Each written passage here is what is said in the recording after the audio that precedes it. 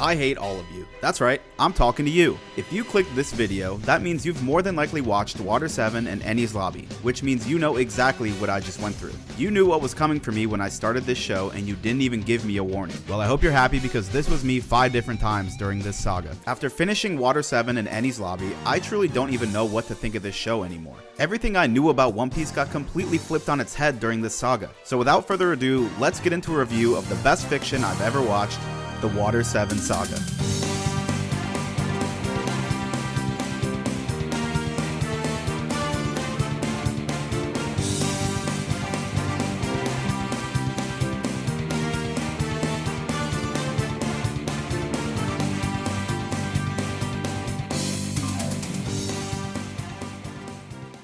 Okay, similar to the format of my last video, I'm gonna go through all the arcs of the Water 7 saga and try my best to put into words all my thoughts, emotions, and favorite moments from these 4 arcs. But really quick, thank you so much to everyone who showed some love on the first video. This was my first ever YouTube video and it getting over 100k views is insane, and I'm really glad you guys liked the format of it. But without further ado, let's get into the actual review. Before I even say anything about the saga, this had the best opening so far. I could not get it out of my head. As we kick off the Water 7 saga, we gotta start off with a quick review of the arc leading up to it, Long Ring, Long Land.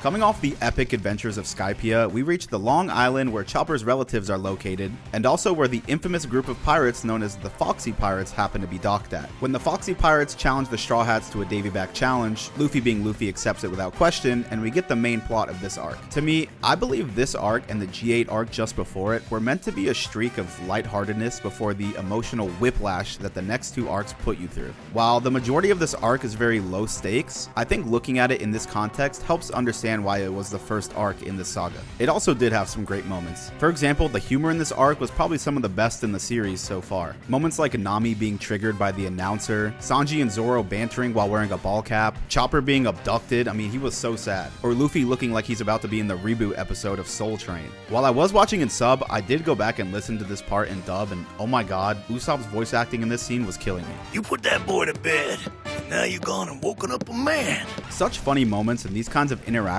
with the Straw Hats participating in games together is what carried a lot of the arc for me, since I really just love watching them do anything together and have a good time. It's really my favorite part of the whole show.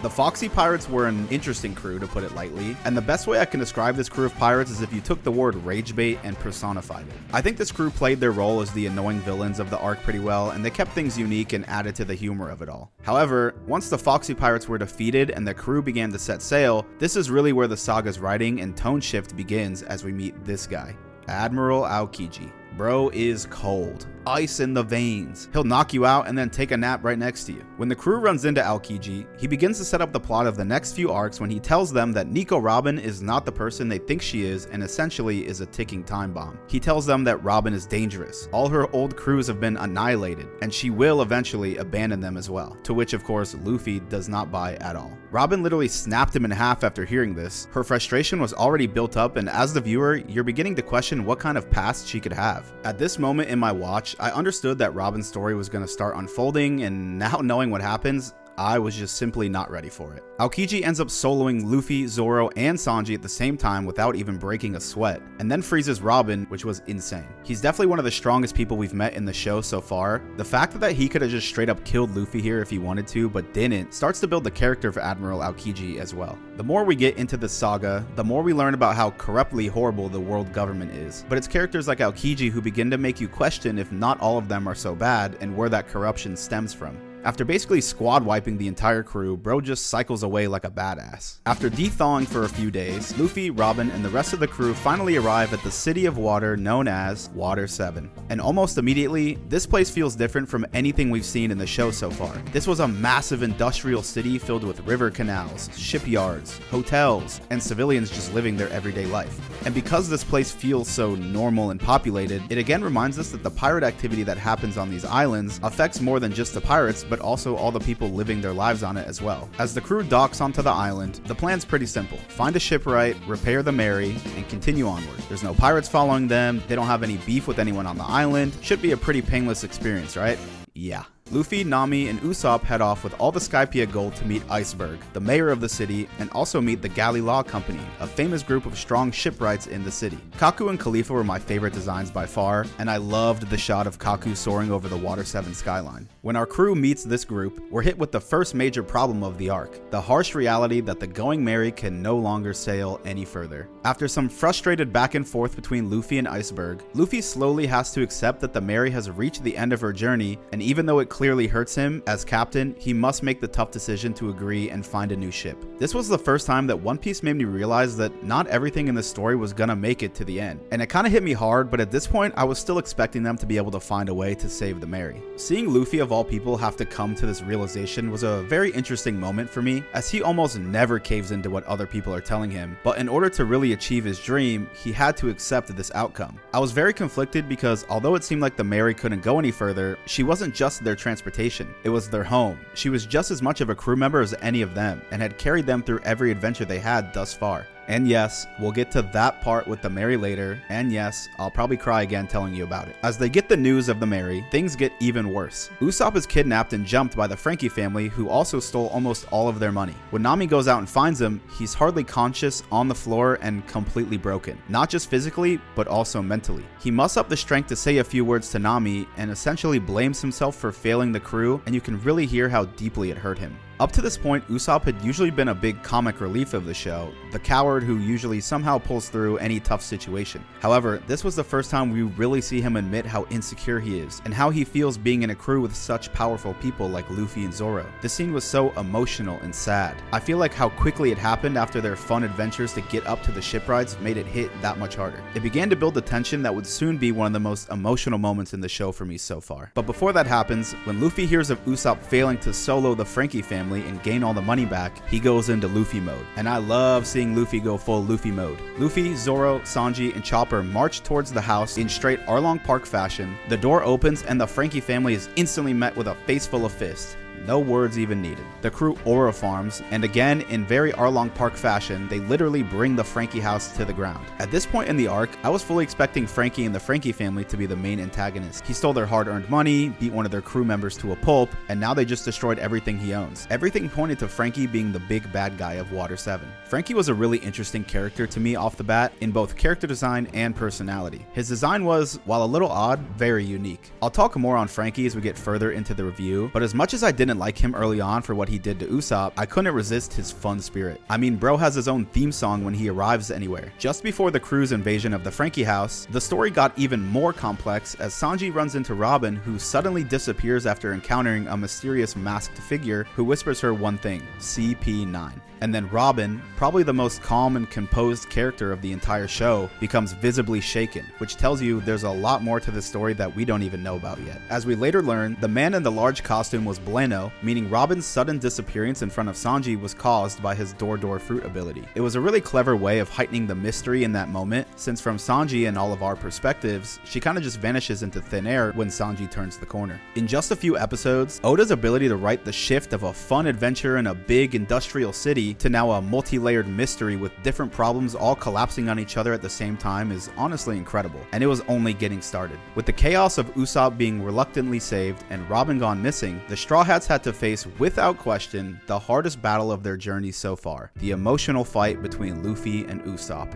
And y'all, oh my god. When I put into the title of this video that these arcs changed how I viewed One Piece, I'm not kidding. And this was the first of those moments. To even put into words what this sequence of events felt like to me will be difficult, but I'm gonna try my best. This fight genuinely felt like the entirety of the show got flipped on its head in a matter of minutes. And it starts when Luffy finally tells Usopp the truth that the Merry has reached the end of her limit and they'll need to replace her. Usopp, being the ship's biggest supporter, knowing it was a gift from Kaya, and already in a fragile state, finally snaps. No matter how many times Luffy and the crew reiterate that the Merry has reached her limit, Usopp refuses to accept it and begins turning the conversation into something much more personal, believing that if the beloved ship is cast aside for no longer being useful, then the same thing could eventually happen to him. In this moment, while knowing a lot of Usopp's argument was projection and insecurity, you can't help but sympathize with him a bit. Being part of this crew of insanely strong, powerful members who are able to stand their ground against almost any enemy, Usopp has to struggle 10 times harder just to keep up with any of them. That kind of pressure would eventually break anyone, and with Usopp's blustering personality, it finally hit him in a very hard way.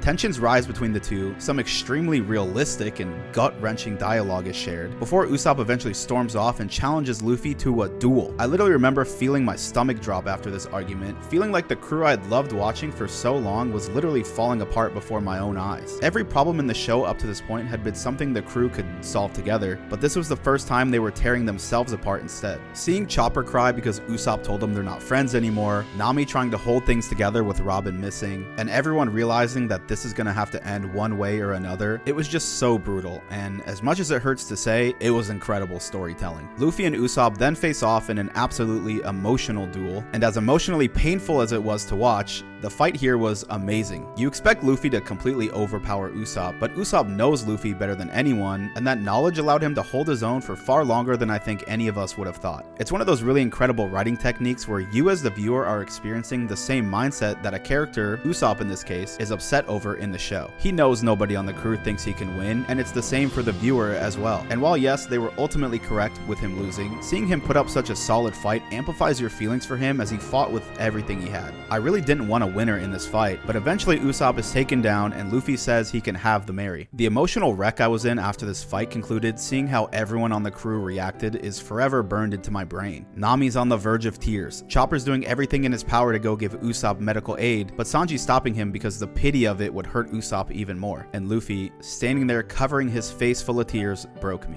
We had never seen Luffy like this ever, and it was only fitting that the thing to hurt Luffy the most would be having to let go of a crew member. Up until this point, I thought One Piece was a story about overcoming enemies together, but now knowing Oda's incredible writing can also be used to build tension amongst the crew members themselves was kind of jaunting. I'm almost scared of how much potential there is with that going forward. Zoro's moment here was the real takeaway for me though. When everyone was, understandably so, an emotional wreck, Zoro really steps up in his role of right-hand man and tells Luffy what he needed to hear. When Luffy lets out how hard this is for him, Zoro pushes him to be confident in his choices as captain, because if a captain starts to doubt his own decisions, who can the rest of the crew have faith in? Overall, one of the most heartbreakingly realistic feeling moments of any media I've ever watched, and I think at this point I should just start to expect moments like this from this show. And guess what? The problems in this arc still weren't even over. When news breaks out that Iceberg, the town's mayor, had been attacked by Robin, the problems only begin to escalate more. Suddenly, the crew isn't just dealing with their personal problems, but now they're also suspects in a major crime. And remember when I mentioned how Water 7 felt like a real lived-in city with real people? Well, now these real people were a major factor because this active town of people who love their mayor are going to be on the lookout for the Straw Hats. Sanji and Chopper run into Robin when they're sneaking around town, and we get confirmation from Robin that she no longer is part of the crew by her own admission. In an extremely confusing and emotional scene, we see Robin confirm everything the crew was worried about happening, as she claims she committed the assassination attempt on Iceberg, is leaving the crew, and must do so because there's a darkness inside of her that will eventually come to hurt them, just like Aokiji mentioned before. This scene was a tough watch as well, as the pure shock and emotion that both Sanji and Chopper felt really hit me, especially Chopper's. Like Robin is his best buddy and she's leaving forever, he was so sad. Up until this point now, it felt like either Franky or Robin had to be the main antagonists of the arc.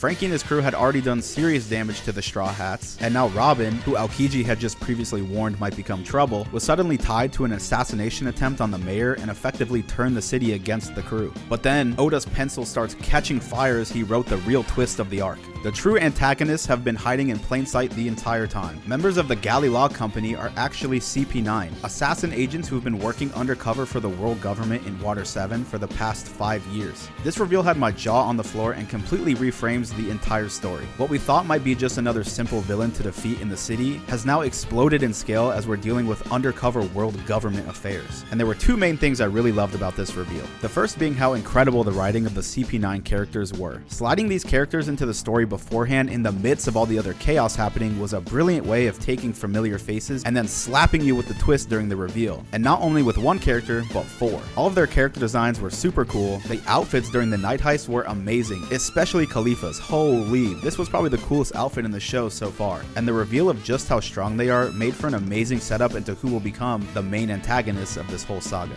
The second point I really loved was how Oda intentionally wrote Franky to be a red herring antagonist for this arc. Almost all the signs pointed to Franky being the main villain, and again, was just another great way to make the reveal of CP9 even more shocking. After this reveal and everything they had been through, it kinda did start to feel like Robin was maybe betraying the crew, but I still wasn't fully convinced. We knew that she was is now willingly standing alongside the very people who attacked the iceberg, making it seem like she's been involved in something far bigger behind the scenes this whole time. We get some world building lore and callbacks to Alabasta when it's revealed CP9's main goal wasn't just to eliminate Iceberg, but they were there searching for the blueprints to the ancient weapon ship Pluton, which is what we originally knew Nico Robin was being used for by Crocodile, since she can read ancient texts. The reason Iceberg himself was targeted is because he was one of the few people in the world connected to those blueprints, inherited from his mentor Tom. This wasn't a random attack on a city mayor, but more so Iceberg, who had been the secret target all these years. We learn more about how dangerous Pluton is, that the world government wants it erased from history, and that Iceberg is in possession of it. The entire sequence inside Iceberg's mansion was a really great way to continue building the tension of the saga, as we get a glimpse of just how strong the members of CP9 really are. When the Straw Hats try to intervene, they low-key get owned, and despite their best efforts, Robin escapes after a stern final farewell. Even though on paper, Robin's words here were very clear on not wanting to rejoin the crew, something still felt off. Watching the crew lose this decisively was kinda shocking. This Lucci guy turned into Chester Cheeto, and I honestly had no idea how they were gonna turn things around. But then I remembered Sanji was missing, and we know whenever Sanji disappears, it usually means Mr. Prince is cooking something up. As if the story couldn't get any crazier, Oda says I got one more in me and hits us with another plot twist that Franky is actually the second name listed on the Pluton blueprints under a secret name, his real name, Cutty Flam. Franky's backstory quickly became one of my favorites up to this point because so many elements of it tied directly back into the main plot. We learn about his passion of building powerful ships, the heartbreaking story of his mentor Tom, the man who built the sea train and who was ultimately betrayed by the world government, and more specifically, this guy, who I despise more than anything in the world. After this backstory, it became clear Franky wasn't going to be an enemy of the story anymore, and he started to feel like just another victim of the government's tactics. And overall, it tied together to another one of the saga's main themes. The government isn't just oppressive to pirates, but rather it will crush anyone who becomes inconvenient for them. When the chaos at Iceberg's mansion finally settles, the crew is once again at a new low. Zoro and Luffy have been launched into some building somewhere, Usopp has been captured by CP9, and Robin has made it clear that she doesn't want to be with them anymore. Chopper at least gets a cool little moment as he leaps out of the burning building carrying Polly and Iceberg to safety before he eventually collapses. Then, another one of my favorite scenes in this whole arc happens. When Iceberg regains consciousness, he tells Nami what Robin said to him and reveals the real reason behind her actions. That in order to save the Straw Hats and allow them to leave the island freely, she chose to sacrifice her own freedom. Robin loved the crew so much that her only wish in exchange for her life was to allow the Straw Hats to be free. Nami's reaction to this information is one of my favorites because of just how instantly the mood changes. Just moments ago, she was devastated and everything felt doomed, but now she's smiling, relieved, and full of hope again. The biggest thing bumming her and the crew out was thinking that after everything they'd been through, Robin didn't like them anymore. But once that theory was disproven, spirits were high and motivation was back on the table. While Nami believes the hope of the crew can now return, the chaos of this arc was still far from over, because now everything had to become a race against the clock. A group of government assassins is about to take Robin away by sea train, Usopp and Franky have been captured, half of the city folk are searching for Luffy and Zoro, and a massive city-destroying tidal wave is rapidly approaching. The writing here really just built so much tension. As the Aqua Laguna began to creep its way into the city, we finally find Luffy and Zoro who are stuck in some buildings. This leads to another one of my favorite scenes in the whole arc, when Nami tells Luffy the truth about Robin. Just as she predicted, all his hope instantly returns and his determination to save Robin drives him to literally shove two massive buildings apart so he can break free. I don't know if it was the tension of finding Luffy too late, the uncertainty of Robin's future, or just the crew's morale being so low after everything, but this scene legit made me cry, in a good way. I tend to find myself crying at this show in moments like these where it's not even sad, but just pure determination. Seeing just how far Luffy will go to save his friends always brings me to the verge of tears, especially when they play such incredible music on top of it all. God, I can't get over how good the music is in this show. With Luffy and Zoro freed, the crew wastes no time regrouping and chasing after Robin, who's boarding the sea train, which is heading to a place called Enies Lobby, a judicial world government island where once you're taken to,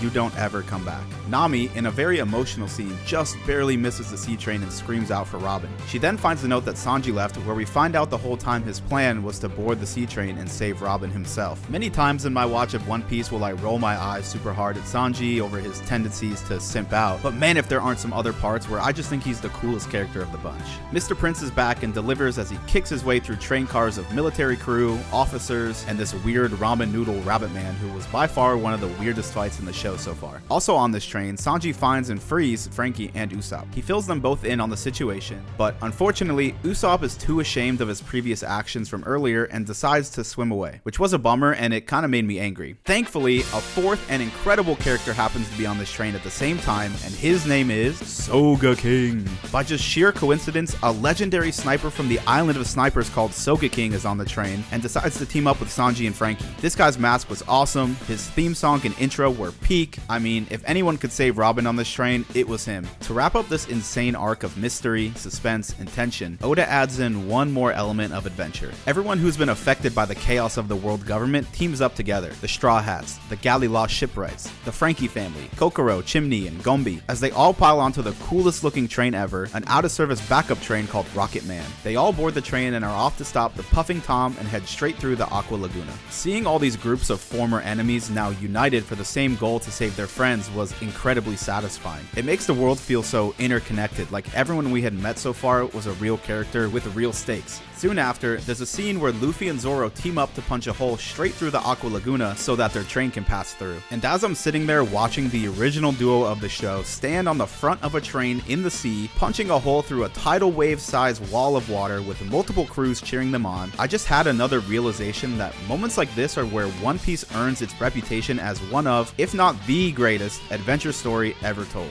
It's more than just strong powers and fighting. It's about the scale of the world, the teamwork to get to places, and the feeling I have that with 800 episodes left, I have no idea what to expect from this show, and I love every second of it. Water 7 was one of the most impressive pieces of storytelling that I've ever witnessed. A multi-layered mystery with emotional breakdowns and internal conflict that turns into a full-blown political thriller rescue mission. Everything the show had done up to this point was elevated in this arc, and somehow it was still only just the beginning. As both trains make their way closer to the island, we get teased with a bit more of Nico Robin's backstory and hints that Robin may not truly want to abandon the crew after all. Franky has a really great line here and actually gets through to Robin as he pushes back against everything the government made her believe about herself, stating that no one's existence is a crime. This was one of the big moments that really made me start to like Franky even more. With the chaos of both trains arriving, we reach the nightless island Enies Lobby, the judicial island surrounded by a massive waterfall where high-tier criminals are taken to be erased from the world. While Water 7 wove a complex web of mystery, characters, and tension, Enies Lobby is where all those threads finally collide and deliver some of the most emotional moments in this show and the entire saga. From the moment the Straw Hats land and we see just how many government officials are stationed on this island, the scale of what they're doing really starts to set in. This was never going to be a simple rescue mission. Pulling off something like this would put them in serious trouble with the world government, leaving bigger consequences than anything they've had before. And what's great is they don't have to do it alone. Watching all the different groups fight their way towards the main building was such a satisfying payoff to everything Water 7 had set up. The lead up to the courthouse had so many great moments. Luffy plowing through hundreds of guards, Nami summoning her inner Thor, my goats Sodom and Gamora putting their lives on the line, and Paulie absolutely stepping up as one of the MVPs of this entire saga. I didn't talk much about Paulie earlier, but across these two arcs, he became a really important figure in how the story unfolded. I liked him a lot, both in his design and role in the story. Having someone like Paulie, who was once part of the same shipwreck crew as the CP9 members, was a really clever writing choice. As the truth came out about CP9, you start to see just how deeply this betrayal affected Paulie. These were his closest allies for years. Watching Paulie process that loss helps you understand just how devastating it would be if Robin had done the same and abandoned the Straw Hats. It was just really clever writing in my opinion. As the group makes their way through the building, we reluctantly have to experience more of the head of the whole operation, the man I hate more than anything in this world, Spandam.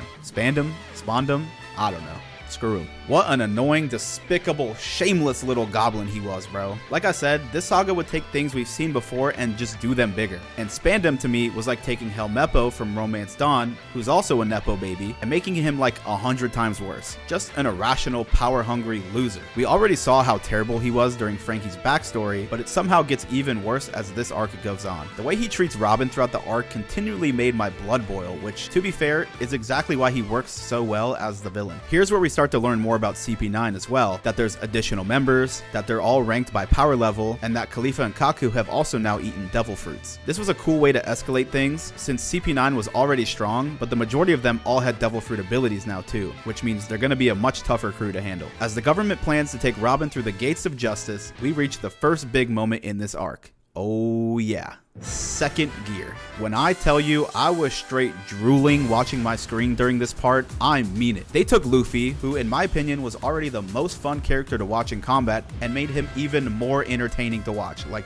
what? He turns red. He had steam coming off him. He hits a mean pose. And then he just starts whooping on Blano with more power, speed, and more aura than we've seen ever. I will say it did kind of feel out of nowhere that he just learned how to use this ability, but it did kind of add to the shock factor, so I'm not too mad about it. Once again though, for like the 5th time in this saga alone, it changed the way I think of One Piece and how far its ceiling can be. How many gears does Luffy have? What does gear even mean? Can other characters have gears? I have so many questions. After Blano becomes no bueno on the floor, tensions spike again as a failed rescue attempt leaves Franky, Robin, and all of CP9 standing on the rooftop across from the Straw Hats. Which brings us to big moment number 2 of the arc. The rooftop standoff. Quite possibly my favorite visual in the show yet. This scene had so much aura, it highlighted everyone's personalities and reiterated how much I just love this crew when they're all united fighting together. Robin, seeing how far her friends are willing to go even after all the attempts she made to keep pushing them away, almost breaks here, but is still claiming that they should leave and just let her die. Luffy, of course, is not gonna accept this. One of my favorite things Luffy says here is that he tells Robin if she wants to claim things like she wants to die, she should at least make those claims by her own admission by their side. He wants the people around him to be honest about how they really feel, and he will not stand for anyone getting in the way of that. Even Franky is moved by their dedication. In one of the craziest moments of the arc, he burns the Pluton blueprints, fully placing his trust in the Straw Hats and Robin. Whatever happens next now is up to them. Just before things really begin to escalate, we reach one of the most emotional points in the arc, Robin's backstory. We finally learned about her home island of Ohara and how the world government launched a buster call to wipe the entirety of scholars to erase the forbidden history they had uncovered, including anyone connected to it. In the middle of that destruction, Robin is protected by a new middle initial D character, a Marine Vice Admiral who had just turned against the operation, Jaguar D. Saul, who helps her escape. He tells her the iconic line that no one in this world is born to be alone, an important line for Robin as her whole life she's just been an outcast. Aokiji is also here and he freezes Saul, but chooses not to kill Robin, honoring Saul's final wish that she live on and one day find the people who would accept her. From that moment on, Robin is branded as a dangerous criminal to the government because she's the sole survivor who can read the ancient texts. She was forced to survive on her own, constantly betrayed by anyone who takes her in out of the government. It explains what Aokiji had said during Long Ring Longland, and that she believed getting closer to the Straw Hats would only end in disaster for them, because her entire life had taught her that anyone who stayed with her would eventually be destroyed. Once again, incredible storytelling and character development setup. I still have the picture of a little Nico Robin in a boat repeating "Dada she" burned into my brain, man. It was so sad. After coming to the realization that the only way they were going to save Robin was by declaring war on the world government, the Straw Hats don't even hesitate for a second. Soka King busts out his cool weapon and Firebird strikes the flag of the world government, putting a flaming hole right through the center of the logo. And from that moment,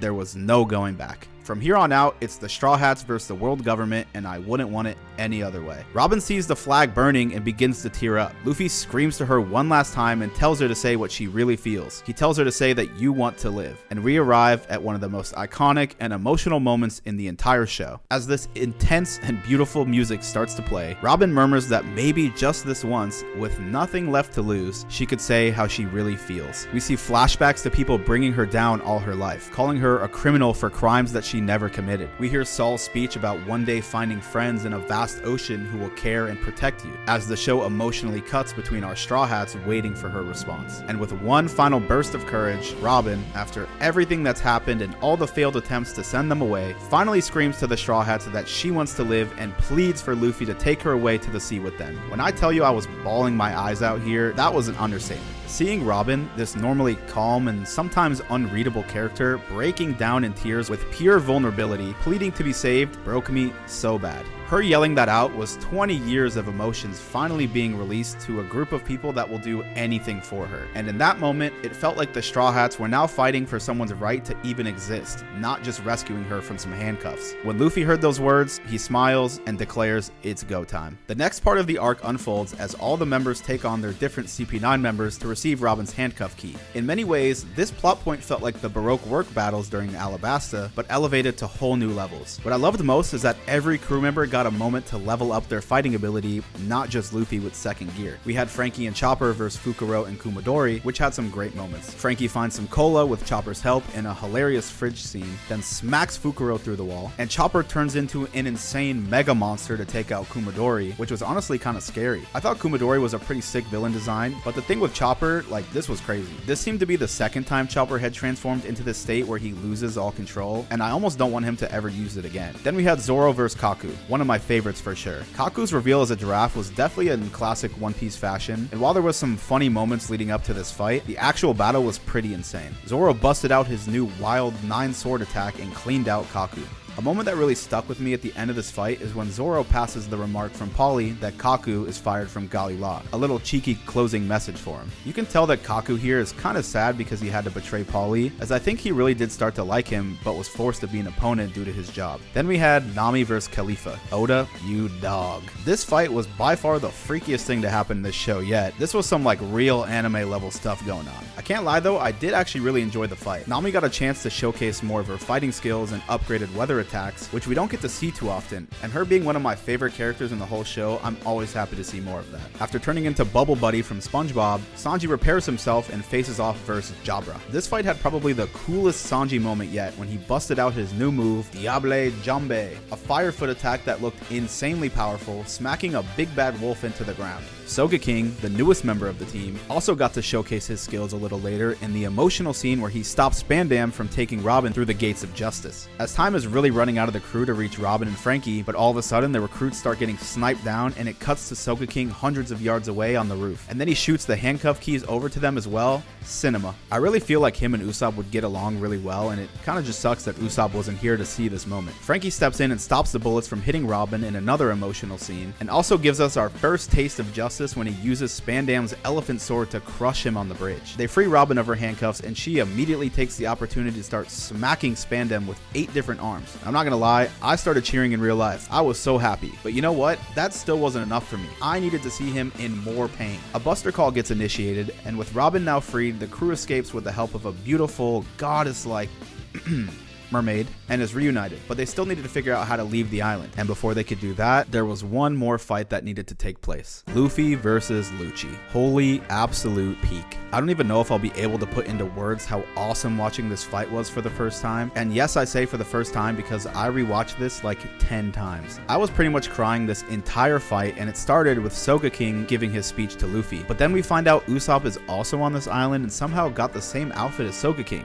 Usopp's speech here was really moving to me, and with everything that happened between the two of them during Water 7 is really what made me start crying super hard. And Luffy in this fight was relentless. He not only used second gear, he even went third gear. Lucci was an extremely strong opponent, and for sure one of the stronger villains we've seen in the whole show so far. His different cat forms combined with his learned abilities made him no easy feat at all. The moment Luffy gets absolutely pulverized and should be on the floor finished, he stops himself mid-fall, and Lucci's face is just in pure disbelief. Knowing how much Robin was counting on him to win this fight allowed Luffy to summon so much motivation and drive to keep fighting, to where it all escalates and he hits a new move, the Jet Gatlin. The scream he let out here, the emotion, the music playing. I was legitimately bawling my eyes out watching this. All the emotions felt during this arc being released here was just so much. And it worked. He did it. It's announced on the intercom to everyone that Rob Lucci, the leader and strongest member of CP9, had just been defeated by Straw Hat Luffy, which all the other Straw Hats turn around and react to smiling. And as Luffy lays there on the floor, literally beaten and bloodied beyond belief, he takes a huge breath in and gets one last thing out. And this, I know I've said I've cried my eyes out this whole arc, but this was the one that got me the most, even more than the I Wanna Live scene. I don't know how, but I think everything coming together made it happen. Luffy screams at the top of his lungs to Robin that they're all gonna leave together. In the middle of a wartime Buster Call surrounded by Marines, Robin hears Luffy, turns around and sheds a tear with a smile. After everything that's happened, after pleading on a rooftop against all odds to bring her back to sea with them, Luffy and the crew had done it, and she had been saved. Man, the music in the scene, the way the camera moves slowly through the chaos of battle to Robin, Luffy screaming at the top of his lungs. It was the most perfect ending to this emotional battle of an arc, and like I said, this is the most I've ever cried watching anything ever. And to top it off, it cuts back to Luffy giving one big ol' Luffy smile. And if this sequence of events isn't just the perfect example of what One Piece really is, then I don't know what is. I'm convinced Luffy's smile can actually cure the world. After I managed to dry my eyes out and hit play on the next episode, little did I know the waterworks were not done yet. When the crew finds themselves surrounded by half the world's military, unsure how to complete this rescue mission, we begin to hear some strange sounds coming from the ocean. Now, I'm not gonna lie, when I was watching this, I was so sure that they were about to get saved by Laboon. I thought my boy was coming through to save them, and the sounds did kind of sound like whale noises, but just as good, honestly better. Everyone jumps into the ocean and is saved by none other than the Going Mary, who despite all odds and assessments, had made her way to the crew all by herself just in the nick of time. How emotional Usopp got here when telling everyone to have faith in his decision and jump was really amazing. It also validated everything Usopp had been fighting for back in Water 7, which I thought was just incredible storytelling. When Usopp learned about the Clobotomans, he knew the Mary was worth fighting every second for it, and was justified in this moment. Without Usopp's stubborn refusal to give up on the Mary and belief that she could still sail, the crew would have never escaped from the Buster Call. As the crew sails away, Robin seizes one last opportunity and snaps Spandam in half. Oh my god, you don't understand how happy this made me. I haven't felt joy like that in forever, bro. Screw that guy. And now, with the crew all together, Enies Lobby and the Buster Call far behind them, surely we were safe from any more tears, right? Wrong. Oda once again wants to one-up himself from 10 minutes before and makes us bawl our eyes out one more time before the arc ends. As the crew is sailing away, it becomes clear that the Mary really has hit her limit, and the rescue mission she just went through to save the crew would be her last mission. And the goodbye to Mary absolutely destroyed me. Everybody's gangster until the ship starts apologizing. The Mary's farewell was more than losing a ship. We were losing a friend. We were losing a piece of all of the adventures we've had thus far. We were losing a fellow crewmate. I honestly couldn't believe the Mary was leaving us. I know we're 300 episodes into the show at this point, but it felt so early into the story. The Mary's on all the promotion for this show. The Mary's talked about across social media still to this day, and you're telling me she hasn't been around for the past 800 episodes? I was legit heartbroken. As I tried to watch the montage of all her adventures with the crew so far through my teary eyes, I once again just sat there and thought to myself that no other show or story has ever come close to making me experience all the feelings that this show has. Hearing Mary apologize for not being able to carry the crew any further, and watching them all thank her for everything she's done for them with beautiful snow falling from the sky, this show's just really something special, man. I was not prepared when I started. Moments like this truly change how I view One Piece, as the bar just continually gets set higher and higher across all facets. And with the Mary's exit, we conclude what is now my favorite arc of the show, Enies Lobby.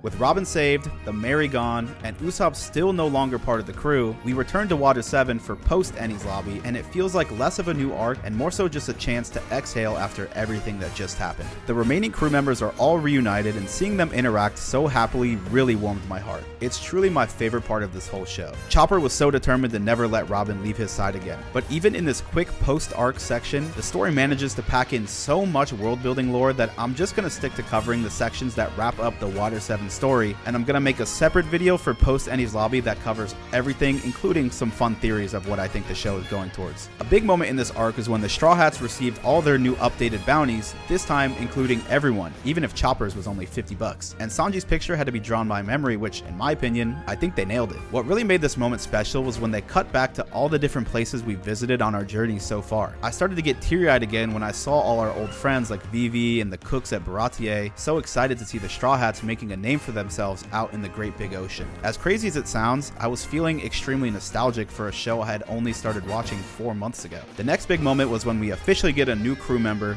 Franky. In what I can only describe as the strangest sequence of events I've seen in a show yet, Franky's arm gets twisted, and maybe a few other parts too, to join the crew as they set sail on a boat he built for them, the Thousand Sunny. I love how much personality this new ship has, and while I don't think it'll ever replace the Mary, it's a fitting start for a new era of the Straw Hats. I'm sure after some adventures, the Sunny will start to grow on me. What I thought was a really cool full circle moment in the wrapping of the saga was when we discovered the money that Franky stole at the beginning was actually used to buy special indestructible wood, which ends up being being the wood used on the Sunny. It was just a really cool and clean narrative loop that I really appreciated. We also get some brief closure between Robin and Aokiji in this arc when they have a conversation during the big party. Aokiji, who warned the crew about Robin back in Long Ring Longland, had now seen firsthand just how far they would go to save her and seems to be quietly confirming that she finally found her place to belong. The conversation feels very reflective as Aokiji brings up what Saul once told her in Ohara, that someday, somewhere in the vast ocean, Robin would find people who would accept her, and I think she's done just that. This scene reinforces the saga's core theme, that Robin and no one else in this world is born to be alone. I loved when immediately after the scene, we get to briefly see Robin join in on the laughter and fun activities with the crew, proving that point. But for me, what really stood out in this post arc was the way in which Usopp rejoined the crew. After the emotional fight and crew divide during Water 7, and even with how much work he put in during Enies Lobby, I really wasn't sure if Usopp was going to be rejoining the crew ever again. With how taken back I was with the iconic Mary not in the show anymore, it was not out of the question for me that Usopp could really be gone too. Zoro had another incredible right-hand man moment where he stopped the crew from getting overly eager to let Usopp back in without proving he's changed. I really loved the scene because, of course, I think we all want the crew to be back together and happy, but Luffy can't let what happened during Water 7 go without repercussion, or his role of captain really does begin to show some flaws, which Zoro saw early and will absolutely not stand for. As the ship is sailing away, it seemed as though it was going to be a doomed effort since Usopp was still yelling insecurities and nonsense to them on the boat. Zoro and Luffy even pretended they couldn't hear what he was saying to ease the pain of the moment, but were really hoping that he would come around, which he finally does. Usopp finally breaks, fully lets his pride go, and apologizes for everything as he begs to be let back in the crew. The way Luffy looked staring off the boat as it sailed away, praying that Usopp would break, got me pretty emotional again. You know how much it meant to Luffy to have everyone back together, and I was really happy that after this insane saga of emotions, we ended on a happy note. We now had a new ship, a new crew member, new bounties, and the new world awaited. What started as a citywide mystery turned into one of the greatest written political rescue missions, full of plot twists, hard-hitting emotional moments, incredible fight sequences, impeccable character development, and truly the greatest sense of friendship I've ever seen portrayed in any medium. This saga wasn't just about saving Robin, it was about nearly losing 3 crewmates at once. One who chose to leave, one who was forced to leave, and one they physically couldn't save. Water 7 didn't just test the Straw Hats against enemies, it tested whether their bond can survive in the toughest of times. The emotional depths and world building the saga gave us completely changed how I'll view this show going forward, as I truly can't know what to expect. And through all this, the bond that this crew of silly pirates now share will be next to impossible to break. And that, ladies and gentlemen, is what I would call peak writing. There's a few other things that happen in Post-Enies Lobby, like Garp and Dragon and all that, but like I said, I'll save those for another video since they pertain more to the overall story of One Piece, and I really wanted to just focus on this saga's specific storyline here. Thank you all so much for watching. Again, if you liked the video, please hit it with a like, and maybe consider subscribing as well. I'm going to be putting out a lot more videos during my watch. Most likely I'm going to do per arc videos going forward, so I'm looking forward to that. Like I mentioned in the last video, I am live tweeting my watch experience, which has been a ton of fun. So if you want to come see my reactions as they happen, I'll link my Twitter below, or it's right here on the screen. Thank you guys again so much for watching. I hope you enjoyed this video, and until next time, I'll see you later.